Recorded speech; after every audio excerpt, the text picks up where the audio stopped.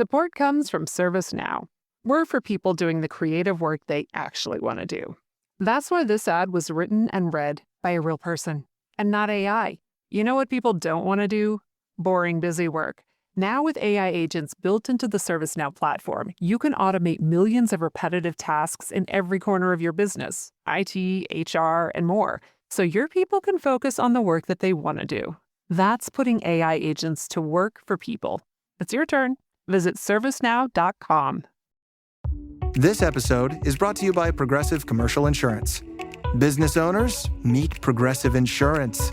They make it easy to get discounts on commercial auto insurance and find coverages to grow with your business. Quote in as little as 6 minutes at progressivecommercial.com. Progressive Casualty Insurance Company. Coverage provided and serviced by affiliated and third-party insurers. Discounts and coverage selections not available in all states or situations. This podcast contains adult themes and language, and some of the things that we discuss may be disturbing to some listeners. In this podcast, we discuss sexual assault, torture, race, and murder. Listener discretion is advised. Please take care of yourself.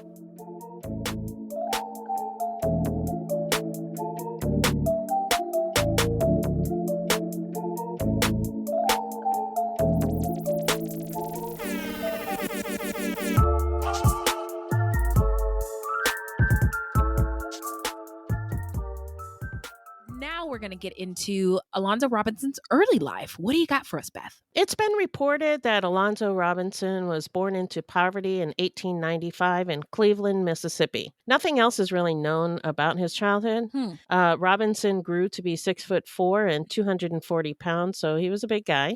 Yeah. He served in the engineering corps in the Army and was possibly a World War I veteran, but we couldn't confirm. Not for sure. Yeah. So Robinson was reportedly first arrested in 1918 for mailing obscene letters to local women. Oh no. But he managed to escape while en route to jail, sustaining a bullet injury to his shoulder. We were unable to corroborate this story in any local newspapers at the time, and the one reference to this incident that we could find told that Robinson left Mississippi after a farmer shot him for writing an obscene letter to his wife. Yeah, so we're not really sure, but those are the two stories that have been reported. Yeah, and I wanted to say that a lot of the articles, and even to this day, like the New York Times and the LA Times, get a lot of their information from the police. And so you just you have to know that in order to, I think it's an important thing to know whenever we're talking about reports say this or reports say that. And a lot of the information comes from police. So yeah. And they can't be trusted. So. And we should also say that there are a lot of stories surrounding Robinson. The newspapers at the time sensationalized everything. I mean, it's crazy. Yeah. The reporting back then. Fact check what? So it was a little hard to dope out what actually happened. In addition, a lot of the modern stories on the internet about him are misleading. It's like they play a game of telephone and the facts keep changing. Yeah, that's a good way to describe it. A game of telephone. Yeah. Some of the sources that I referred to commented on that. And so you sort of kind of know that going into this story. Right. And this happens a lot with old stories. Yeah. But we did the best we could. Yeah, forgive us. Yes. In any case, Robinson then moved to Michigan, where he went by the alias of James H. Coiner. So now we're going to get into the timeline. Hit it, Beth! In 1925, the city of Toledo, Ohio, was terrorized by an unknown perpetrator that the media dubbed the Toledo Clubber. The attacks happened in the upscale West End area of Toledo, later referred to in the press as the Clubber District. And again, not the fun kind of clubber. Hey, want to go to the Clubber District this Thursday? Ladies get in free. So the Toledo Clubber used a heavy bludgeoning type objects to hit his victims from behind and then continued to smash their faces and skulls. Some witnesses described the man as having red rings painted around his eyes. One victim said his face was painted red with black rings around his eyes. That would be fucking terrifying. Wait a minute, did I say the same thing twice? Well, one of them says they were just rings around his eyes with Oh, red. okay. And the other okay. one said his face was painted red and had black With rings black around rings. his eyes. Okay. Yeah. I just yeah. confused myself. Sorry about that. Another hallmark of this perpetrator is that he often laughed during his attack. Oh my God. A laugh that has been described as evil and maniacal. He was Wow. described as tall and wild looking with bloodshot eyes and superhuman strength. 'Cause this is Thriller. It reminds me of, you know, the laugh in the Thriller song? Oh, yeah. And the when I was a kid, I couldn't listen to that part. It was pretty I just had to scary. turn off Yeah. the radio. Yeah. And that's what I imagine. Right. So his first victim was Emma Hatfield, 48. On the evening of May 24th, 1925, Emma was walking home from her sister's house when she was attacked. She was found the next morning in an alley. She was still alive and was hospitalized but died 4 months later. She was unable to describe her attacker. An eyewitness said he saw a nude man fleeing the scene. And this is the only reference to a nude man. So, Oh, interesting. Okay. on August 21st, Lydia Baumgartner, 24, and a mother of 2, was found dead in between 2 houses near the spot where Emma had been found. Her skull had been crushed and she'd nearly been decapitated. Whew. And that's just from the beating. Wow. Isn't that nuts? Yeah. Yeah. Wow. So her husband was arrested, but he was later released. Okay, so on October 20th, a woman identified in most articles as Mrs. Frank Hall, but in one publication as Beth Hall, left her home to mail a letter when she was attacked. She later said that a shadowy figure emerged from the dark and clubbed her on the head. As she screamed and raised her arms to ward off a second blow, the attacker was startled by something and ran off. She later said that as he fled, he emitted an evil and maniacal laugh. She's described him as having a dark complexion. Wow. So, wait a minute. This sounds nuts. Yeah, Like terrifying. the whole scene. Yeah. On November 16th, Wilma Hoadley, a 24-year-old telephone operator, was walking home when a quote-unquote giant emerged from behind a tree and struck her in the head. She fell to the ground as the attacker continued to club her. When a car turned the corner onto the street with headlights glaring, the attacker fled. Wilma survived. She described her attacker as wearing red face paint, saying he laughed as he attacked her. Yikes. Oh, don't like this. November 18th, Frida Draham, 30, was walking home from her sister's house when a figure emerged from behind a tree and attacked her, fracturing her skull. The attacker again fled after a witness ran to the woman's aid, screaming. Oh, As the attacker fled, he was laughing maniacally. wow. Frida survived. Wow. On November 19th, Cora Batchelor, 33, who worked for the phone company Ohio Bell, was attacked while walking near her home. She survived and later said that her attacker laughed before he struck her. On November 21st, Catherine Knight, 23, was attacked at about 8:45 when she went outside to empty the garbage. She survived. Then, the same night at about 10 o'clock and about 2 miles away, Pauline Winover was attacked while sitting in a car waiting for her male companion who'd gone into a store. A man was witnessed following 3 women down the street when he stopped suddenly as he came abreast of the car that Pauline was sitting in. He pulled open the car door and tried to drag her out and hit her in the head with a club, but hit the top of her car instead. Whew. Witnesses ran to Pauline's aid and the attacker fled up a stairway, then across rooftops, and he got Whoa! away. Yeah. Pauline was not seriously hurt. She said the perpetrator's eyes were painted black and his face was smeared with red paint. On November 22nd, Mary Lauren Braun, 18, was found unconscious in the street a block from her home after attending a football game. There were bruise marks on her throat and a knot on her head. She later said that she was grabbed from behind, and when she screamed, she was choked and then struck in the head with a club. Mm. One publication said that red and black paint were found on her clothing. However, police denied that she was a victim of the clubber, and they claimed that she'd probably been thrown from a car. It's fine. Somebody just threw her Yeah. from a car. Yeah, no. Don't be worried, Toledo. It's fine. Everything's fine. Right? We're police officers. We keep everybody safe. No cause for alarm. This is just as one does, gets thrown from cars. No big deal. So the people of Toledo were terrified.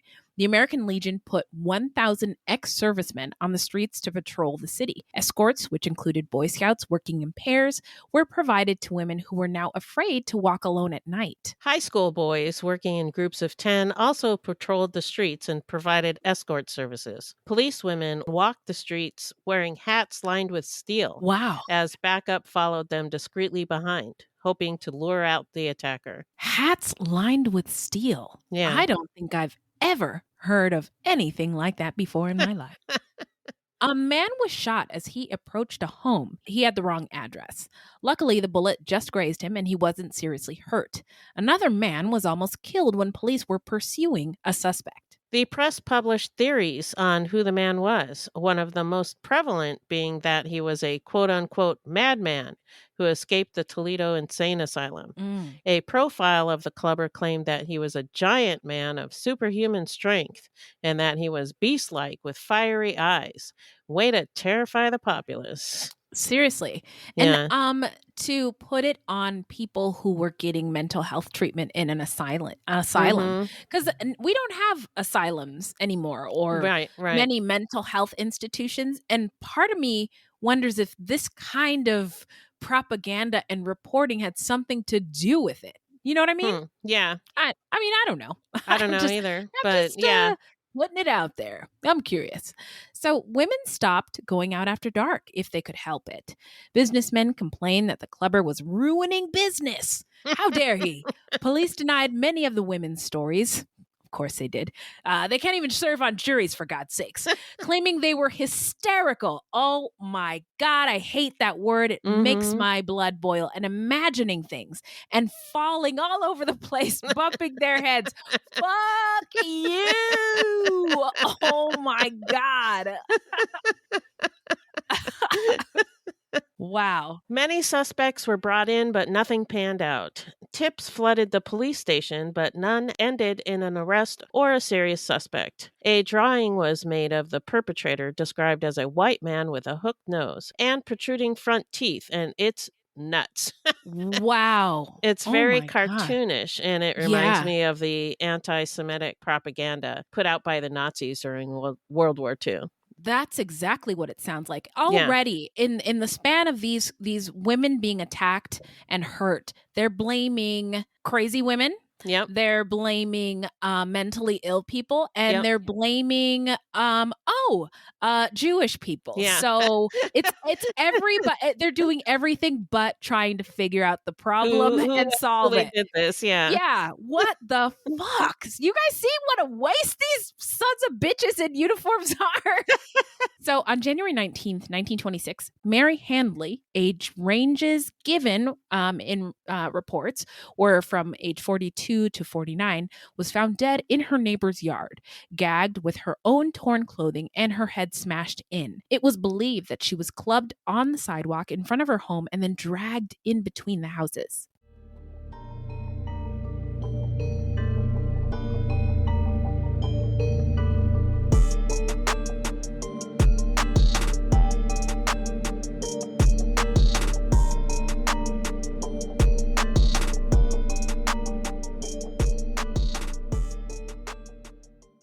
"3 a.m. the comedy horror podcast that holds weekly gatherings around the campfire. Let me tell you what you're going to get. You're going to hear stories about demonic possessions, prison stabbings, skinwalkers, glitches in the Matrix, cult leaders, missing 411, night marchers, Operation Paperclip, Mesopotamian devil worship, and so many monsters it'll give Kanye West a runaway for his money. Pop and meme culture also aren't off topic. A camp where laughs and scares are constantly competing for first place. We're just a group of friends, trying to bust each other's balls, find the best stories, and expand the circle in the process. 3 a.m., the comedy horror podcast not for the faint or fragile of heart. Let's go. On the morning of August 1st, 1966, shots ring out from the observation deck of the clock tower on the University of Texas campus. It marks the infamous beginning of the modern era of mass shootings in America.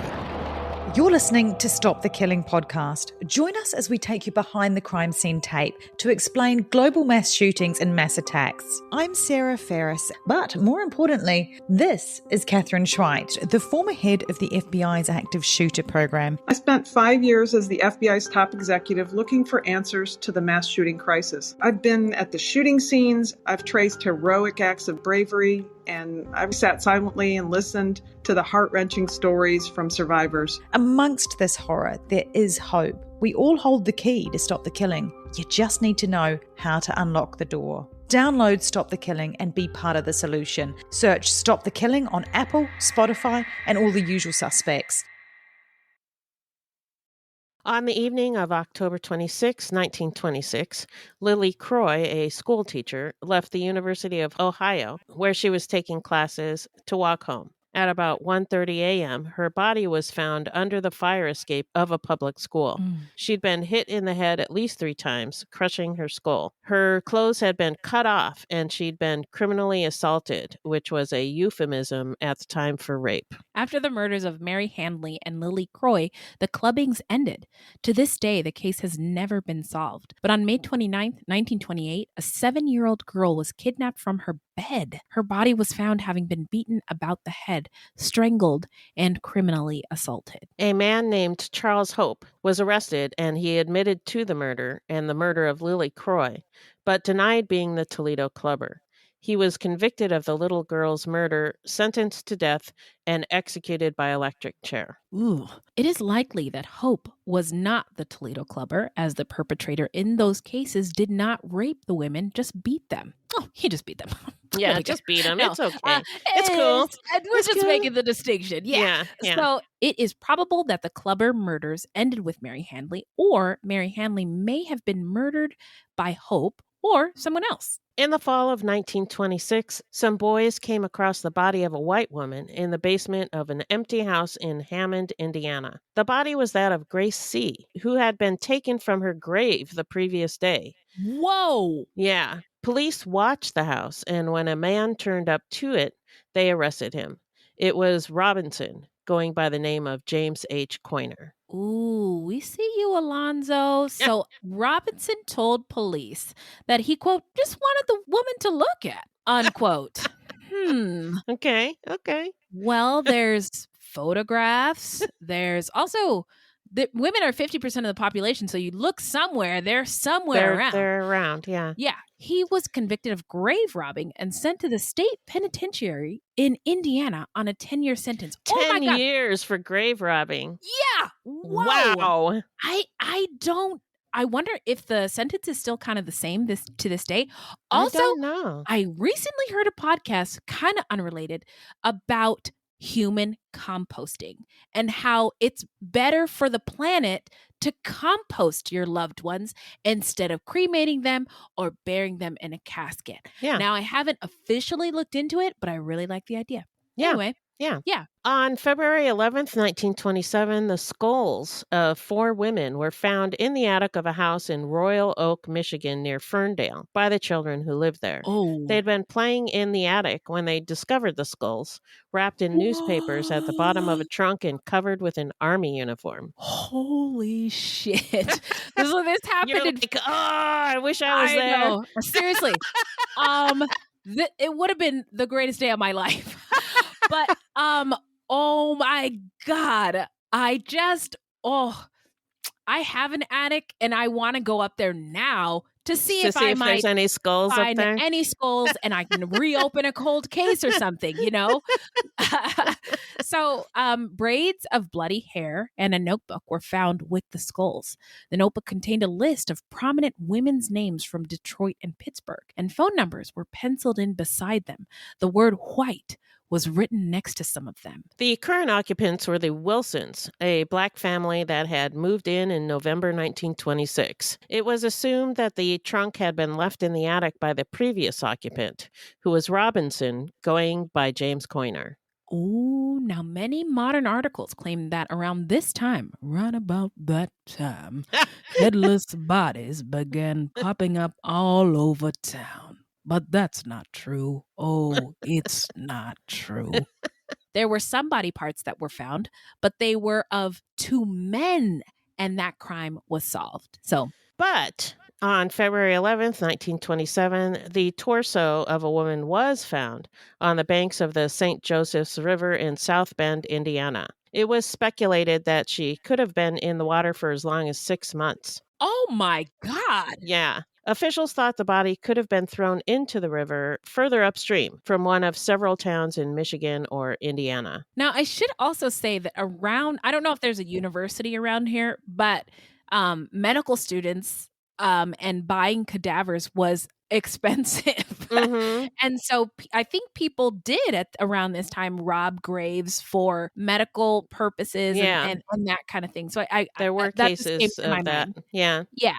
So as far as we can tell, authorities concluded that the woman was thrown into the river after dying from an illegal operation, a euphemism for an abortion. Mhm. Whoa, I've never seen that before. And the body had been broken up while in the river. So she probably was not related to the Robinson case. Robinson was questioned at the Indiana prison about the skulls that had been found in the trunk.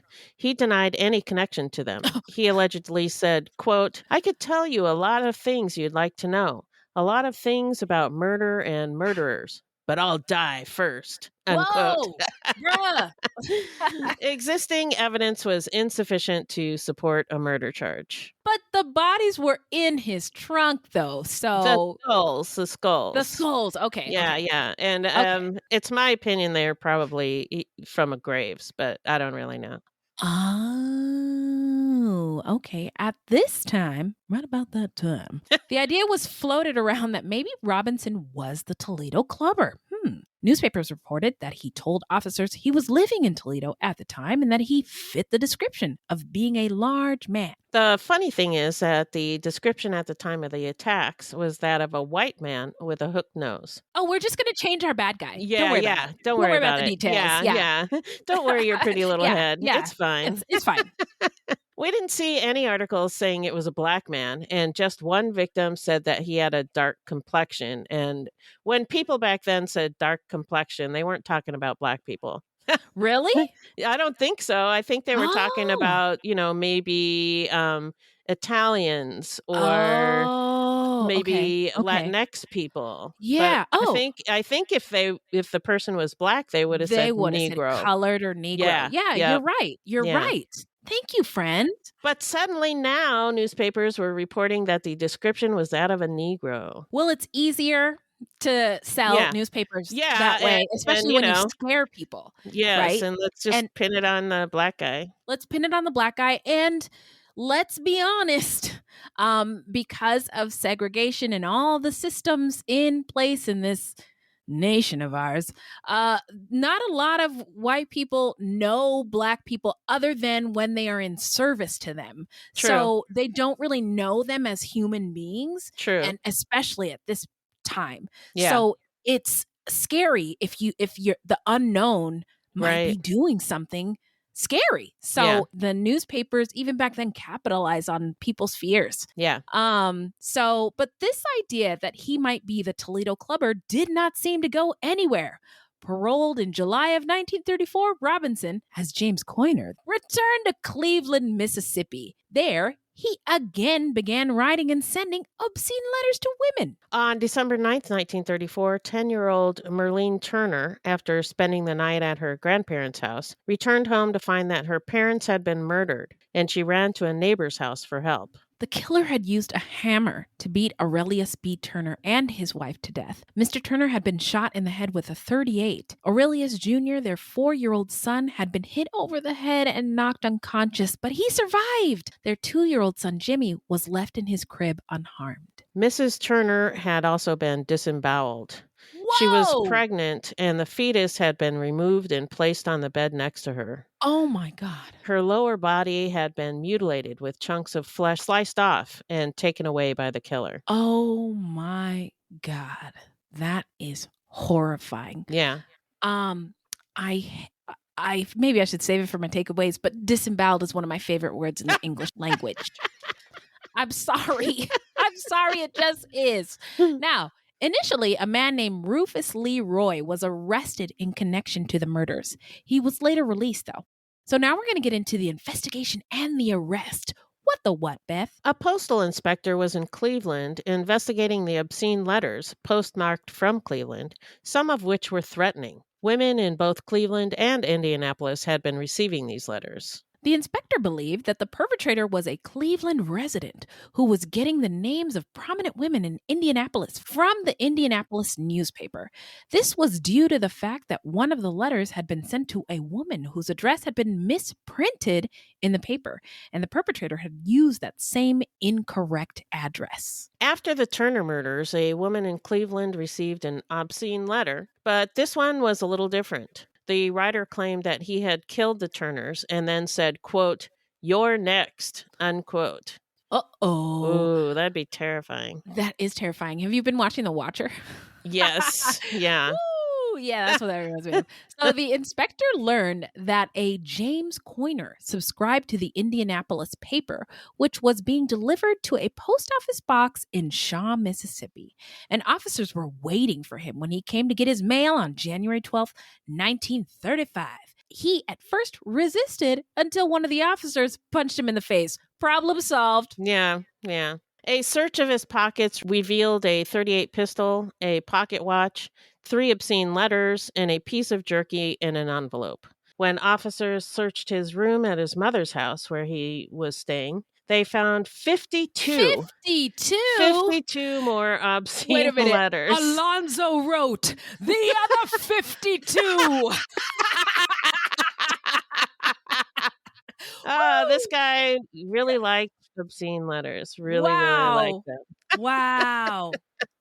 Oh, man. A packet of human hair in Mrs. Turner's color, Oh. blood-stained boots, and more meat, salted and preserved like jerky. One piece bore teeth marks. Wow. That is interesting Gross. and damning and gross and so many bad things in Yeah. one little package. Yeah. Now, it was soon discovered that the meat was actually human flesh. The pocket watch belonged to Mr. Turner. Mr. and Mrs. Turner's bodies were exhumed in order to compare the flesh removed from Mrs. Turner to the jerky found with Robinson. Oh my God. Wow.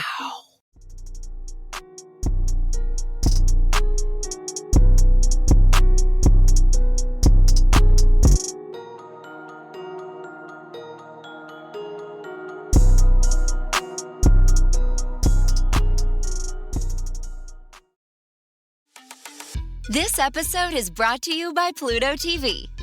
Are you looking for your next case? Pluto TV has all your favorite crime dramas streaming for free, which means suspicion is free, with countless cases to crack. Watch CSI, Criminal Minds, NCIS, Blue Bloods, Tracker, FBI, and SWAT, all for free from all your favorite devices. Feel the free. Pluto TV. Stream now, pay never. In custody at Hinds County Jail, which is described in the press as mob-proof. Wow. Yeah, which was important back then because of all the lynchings. Oh, right. Yeah. Oh, thank you. I'm glad you said that. Robinson denied being involved in the Turners' murders, but admitted to ownership of the skulls found in Michigan. He claimed they'd been taken from graves. When you said mob proof, the reason why I said wow, I thought it meant mob like the mafia. The mafia can't escape. It's escape proof. Oh, I see. Wasn't Capone like, I don't know, weren't the mafia guys like well known for getting out of jail, like I don't escaping? know. I don't know. I don't know. In my head, Yeah. they are. I don't know if it's true. Now,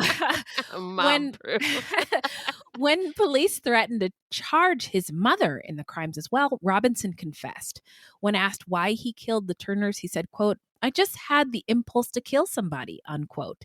Oh, just a Tuesday. I just felt like it. Yeah, you pour your favorite glass of whatever, you get your snacks, and then you get an impulse to kill somebody.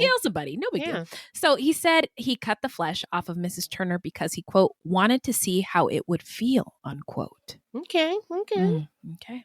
The local newspaper proclaimed Robinson, quote, admitted that he was a sex pervert, which is considered to be the underlying cause for the crime, unquote. Okay. All right. Well, now we're going to get into the trial. Okay, I'll tell you what happened on that trial. On February 14th, 1935, Robinson was tried and convicted in one damn day for a murder trial of multiple people. Yeah. Huh? And the jury deliberated for just 5 minutes. Yep. And he was sentenced to death. Boom. So, got him. Yeah. So now we're going to get into where are they now? Tell us, Beth. On March 5th, 1935, Robinson was executed by hanging at the Bolivar County Jail as 200 to 300 National Guardsmen with fixed bayonets stood guard outside the jail. I think they were expecting a mob.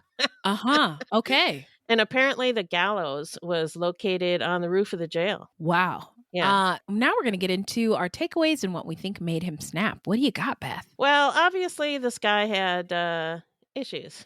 Yes. Yes, indeed. We can probably trace back a lot of it to racism and how people of color were treated during this time, generational trauma, all that stuff. Yeah. But he seemed to have a lot of anger towards women in general. And I don't know if it's because of something that was done to him by a woman or women, like his mother, grandmother, something like that. Or just because he was heterosexual and women were his target. I don't know. Yeah. I'm reminded of Jeffrey Dahmer, not just the cannibalism aspect, but how this guy collected skulls. Yes. Dahmer collected skulls and body parts because he couldn't form normal relationships with people, and it made him feel close to them. Yeah, and he was afraid of rejection. Yeah, exactly. And I suspect it's the same with this guy. Yeah. I mean, he's writing obscene letters. It seems like a form of communication or something. I don't know. Like he's reaching out, doesn't really know how to do it properly or in a way that we would consider normal. Or acceptable. And but he's it's like he's trying but doesn't but he's all fucked up, so he can't. It's doing it in a really really if somebody had just said, what is it you need? Here's how you do it. Like, this is why we talk about things. And it seemed like his crimes escalated quickly from grave robbing to murder. And I wouldn't be surprised if he'd committed other murders. And maybe the skulls were of women he murdered, but I suspect they were from graves. I don't really know. But yeah, hard to say. But I do think it's very possible that he killed other people. I could not agree more. Yeah. And it's wild how the Toledo Clubber went from a white suspect to a black suspect when they had a guy in custody. Oh, custody who was doing strange things, and he was black. Yeah. Is this guy some sort of mutant because he went from a white guy to a black guy? A white guy to an insane person to paint on his face. And then it's really, he was a boogeyman. He was whatever the media needed him to be to explain away these terrible things and also sell all the newspapers. Yes, extra. That too. Also, I want to say that I tried really hard to find out the name of Aurelius B. Turner's wife. Yeah. But she was only ever referred to as Mrs. Turner or Aurelius B. Turner's wife. Wow. So thanks, misogyny. Of Fred. Of Turner. Yes, exactly. Yeah. And it happened a lot in the papers that women were referred to by their husband's name. Wow. Look at that. So thank you, Beth. I agree with all of your takes, and I really think that they are I'm impressed. Mwah, chef's kiss. Well done, my smart friend over there. I think that this guy, what he engaged in, we might call today internet trolling. But before we had a word for what trolling was, he is a troll.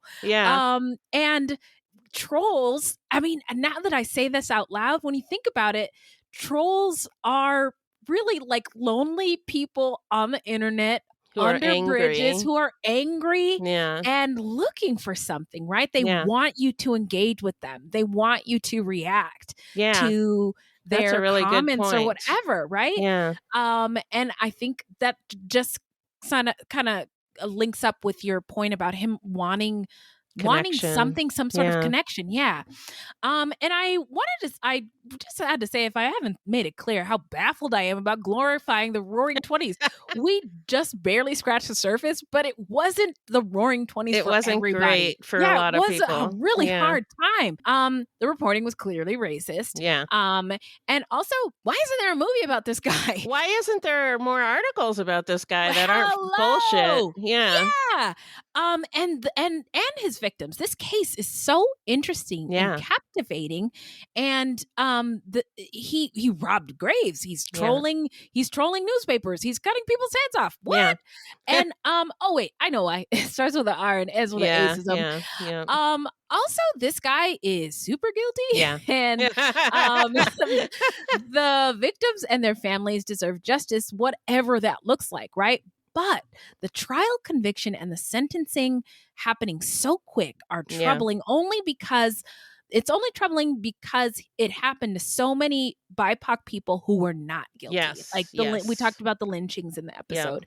And there should be lots of true crime stories and pods to teach people about that ugly past in America. But I don't know. Maybe we'll do a series on lynching. I don't know. But those stories are suppressed because they're really ugly and hard for Americans to talk Yeah, about. I mean, So, just that the whole. I think it's mostly in the South, but in other places too. People trying to suppress history now. yes. They don't want their white children to learn about racism and slavery because it might make them feel bad. It makes them feel uncomfortable. Well, imagine having, Imagine living through it, Yeah. Oh my God! It just Yeah. that baffles me. That Yeah. baffles me. Yeah. Yeah. And you have to name it. You have to identify it. You have to talk about it so it doesn't happen anymore. Again. Because I lynchings mean- are still happening to this day. I mean, if when we're we being went honest. through all the things that happened in the 20s, a lot of Mhm. those things are still happening today. It's like 100 we're years just later. repeating history. Yeah. Are we that much better? I mean, we have smartphones. Yeah, I mean, it's definitely Yeah. better. It's definitely better, but we're still dealing with the same issues. Right, because we haven't reckoned with the truth, really. Yes, Of yes. who we are as American human people. Right. Beth, where can the people find us? Our website is fruitloopspod.com, and we use Fruit Loops Pod for all of our social media. This is a weekly podcast, and new episodes drop every Thursday. So until next time, look alive, y'all. It's crazy out there.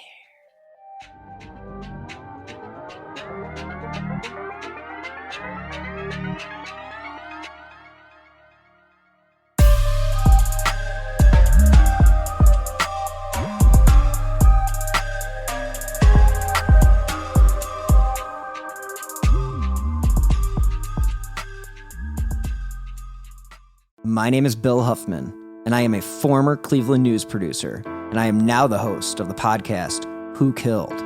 I began the show focusing on the unsolved murder of Amy Mihalovic, and now each week I explore a different case with a focus on some of the victims who don't get the attention they deserve. I have a deep catalog of over 225 episodes, so there is a guarantee there will be something for you. Who Killed is an evergreen podcast, killer podcasts, and slow burn media production. Subscribe today wherever you get your favorite shows. Something is creeping in, don't follow it down. Let me introduce you to Barry Clue, an authorised financial advisor from New Zealand and a very special kind of stain on humanity. He was a very knowledgeable young guy. He was a registered financial advisor. Type of guy that was bending over backwards to help you. Now, you could be forgiven for thinking that Barry sounds like a great guy, and you'd be right. Well, right up until the point when you're wrong. It was all fictitious. She stole from my son who has a disability. Chris never knew. He died believing that we're all taken care of. A psychopath is somebody who lacks empathy, acts impulsively. I think there's a strong case that Barry might be all of those things, actually. To find out how Barry Clue stole over $15 million from 81 victims, subscribe to Clueless, The Long Con. That's Clueless, spelt Klooghless.